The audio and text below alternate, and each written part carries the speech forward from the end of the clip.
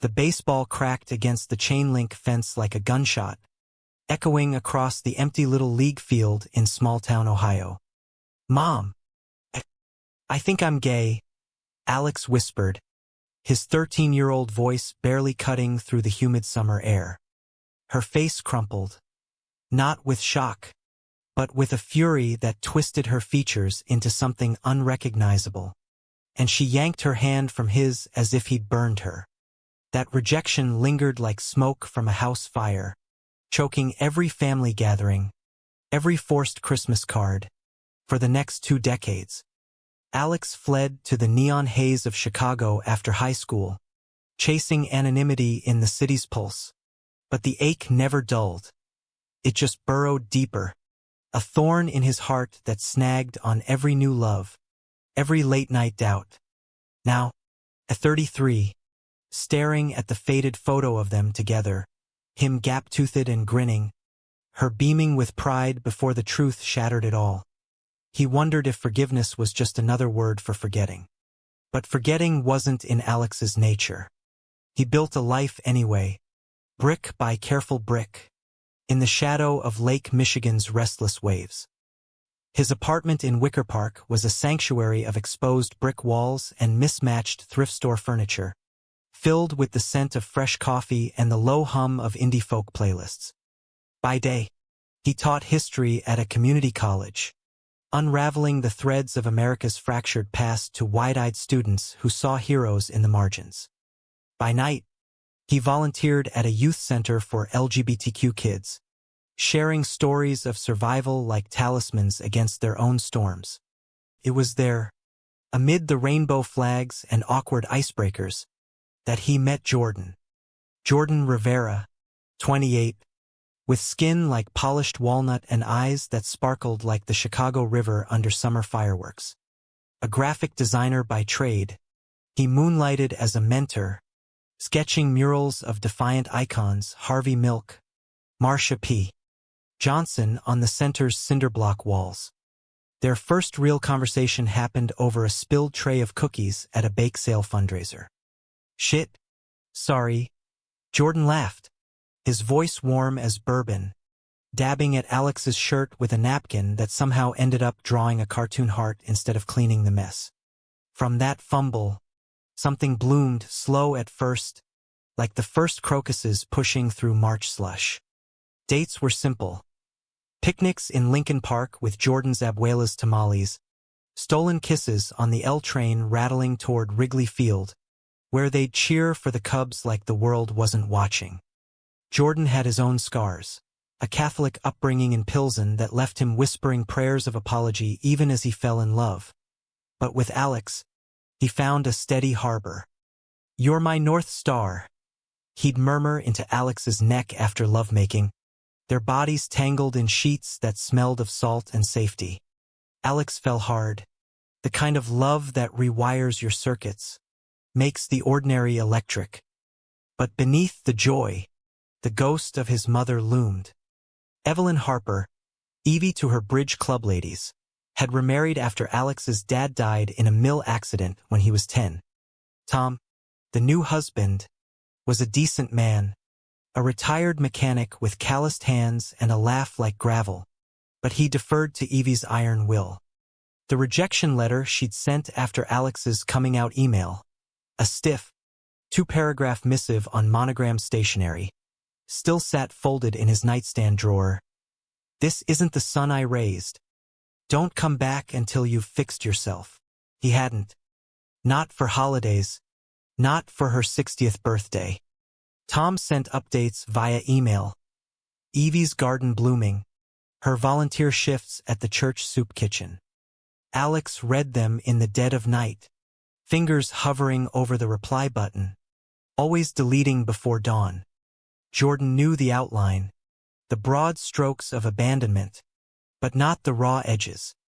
"Family's what you make it," he'd say, pulling Alex close during Cubs' losses, their tears mixing with laughter over takeout pizza. And for a while, that was enough.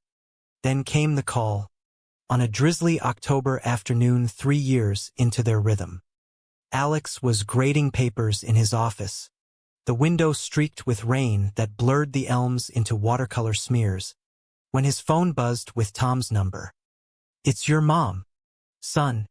Tom's voice cracked, heavy with the weight of unspoken years. "Alzheimer's. Early stages, but it's bad. She's asking for you."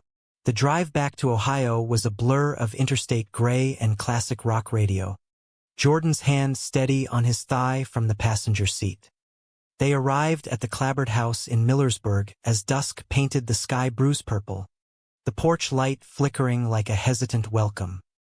Evie sat in the living room rocker, her once vibrant red hair now a silver crown, eyes distant as she folded and unfolded a quilt square. She didn't recognize Tom at first, calling him Harold after Alex's long-gone grandfather. But when Alex stepped through the door, taller now, broader, with Jordan trailing like a shadow, her gaze sharpened, just for a flicker. "Alexander."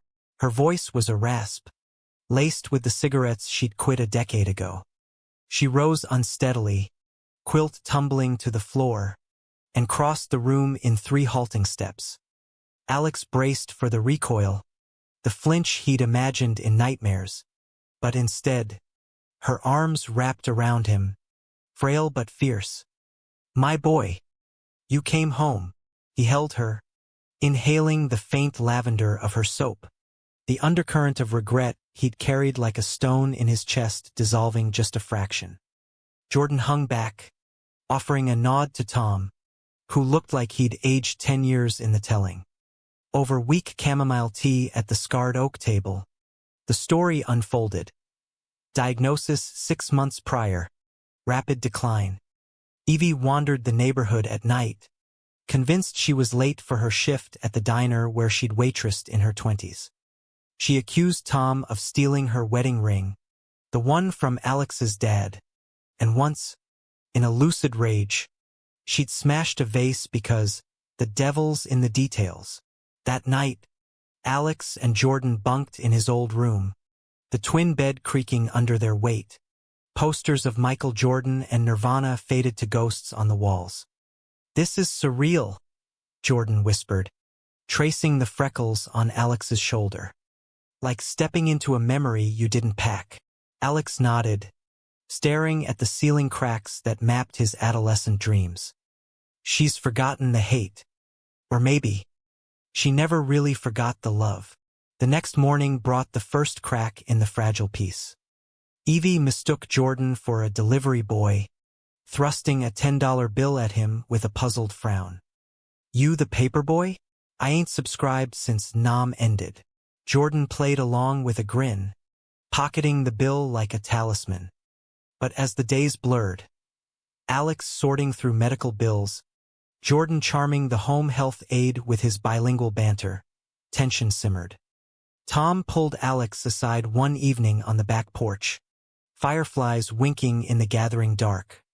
"She don't remember much, but flashes come. Last week, she woke screaming about the sin in the house. Pointed at your old room." Alex's stomach nodded. The betrayal wasn't new. It was the old wound reopening, septic with time. He drove to the quarry outside town that night, Jordan asleep in the truck, and hurled stones into the black water until his arms ached. Why now? Why? When he'd finally built something unbroken, did the past claw its way back? Jordan found him there at dawn, wordless, wrapping him in a flannel jacket that smelled of pine and possibility. "We're in this, Alex. All of it. But you gotta decide if you're staying for her, or for you." The decision hung like humidity before a storm. They extended their stay, turning the Harper house into a makeshift command center. Alex fielding calls from neurologists in Cleveland, Jordan designing flyers for a local support group Evie could join. Laughter crept in too.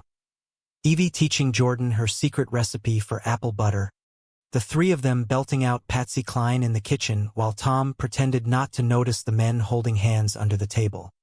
For the first time, Alex saw his mother not as the villain of his origin story, but as a woman forged in the fires of her own era. A widow at 30, scraping by on tips and grit, terrified that her son's difference would doom him in a world that chewed up the different and spat out bones. Yet the Alzheimer's was merciless, a thief in the night. One afternoon, as Alex pushed Evie's wheelchair through the county fair, corn dogs sizzling, bluegrass twanging from a bandstand, she turned to him with eyes clear as creek water. "Why'd you leave me, Alex, after what I said? I was scared. Scared you'd end up alone. Like me." The words landed like rain on parched earth, soaking through defenses he'd built sky-high. He knelt beside her, the Ferris wheel's lights painting their faces in carnival glow. "I was alone, Mom, for a long time. But look, I found my way back. And I brought someone who makes it all make sense." She glanced at Jordan, buying cotton candy from a vendor, and her lips curved in a smile soft as dandelion fluff. "He looks like he could fix a carburetor. Good hands." It was the closest she'd ever come to approval, and Alex clung to it like a life raft. But reconciliation isn't a straight line. It's a switchback trail through thunderheads. The betrayal came not from Evie, but from within, from Alex's own unraveling doubts. Late one night, after Evie wandered again, convinced the house was on fire, he snapped at Jordan in the hallway. "This is my mess, not yours. Go back to Chicago. Design your pretty pictures." Jordan's face fell, hurt flashing like lightning. "Your mess? We've been partners for 3 years, Alex. Or did I miss the memo where love has an off switch?" He stormed out to the truck, leaving Alex with the echo of his own cruelty. The next day, guilt propelled Alex to the Amtrak station, but Jordan was already there, sketching in a notebook under the fluorescent buzz. "I get it," Jordan said quietly, not looking up. "Family pulls like gravity. But if you choose her ghosts over us, that's on you." Alex sank onto the bench, the weight of it all crashing down, the rejection, the disease, the fragile bridge they'd started building. "I don't want to choose. I want everything. You, her. A life that doesn't feel like atonement." They talked until the eastbound train pulled in, steam hissing like a sigh. Jordan closed his notebook, revealing a sketch. The three of them, Alex, Evie, him, picnicking under an oak, hands linked in a chain unbroken. "Then let's rewrite the story. Together, back at the house." The climax unfolded in a hospital room 2 weeks later, after Evie suffered a fall down the stairs, her mind fracturing further in the sterile white of the ER. Monitors beeped like accusatory heartbeats, Tom pacing the hall with a rosary twisting in his fists. Alex sat vigil, Jordan's head on his shoulder, when Evie's eyes fluttered open, not to confusion, but to a lucid storm. "The devil's boy," she hissed, voice venom-laced, yanking her forehand away. "Get him out, Tom. Our son's possessed." The room spun. Nurses bustled. Sedatives whispered through tubes. But the words lodged in Alex like shrapnel. Jordan stiffened, his hand slipping from Alex's. "I'll wait outside," he murmured. But the damage was done. The betrayal not of memory's mercy, but of its cruelty, dredging up the worst when vulnerability demanded grace. Tom apologized later, mumbling about bad days, but Alex fled to the parking lot, rain sheeting down, pounding the hood of the truck until his knuckles bled. In that deluge, alone with the thunder, Alex confronted the core wound. Love, he realized, wasn't about erasing the past, but carrying it forward without letting it crush you. He texted Jordan, "Come back. Please. I need you to help me hold this." Minutes later, headlights cut the storm, Jordan emerging like a beacon, pulling him into an embrace that tasted of salt and storm. They returned to the room as the sedative took hold, Evie murmuring incoherently about lost recipes and little league games. Alex took her hand, cool, paper thin, and whispered, "I'm here, Mom. Gay, broken, whole your son." Her fingers twitched, curling around his in sleep, a silent vow amid the beeps and drips. The months that followed were a mosaic of mercy. Moves to a memory care facility in Columbus, where Evie thrived amid puzzles and piano sing-alongs. Alex and Jordan shuttled weekends, turning drives into rituals, Jordan's podcasts on queer history, Alex's playlists of Springsteen anthems. Betrayal's shadow lingered.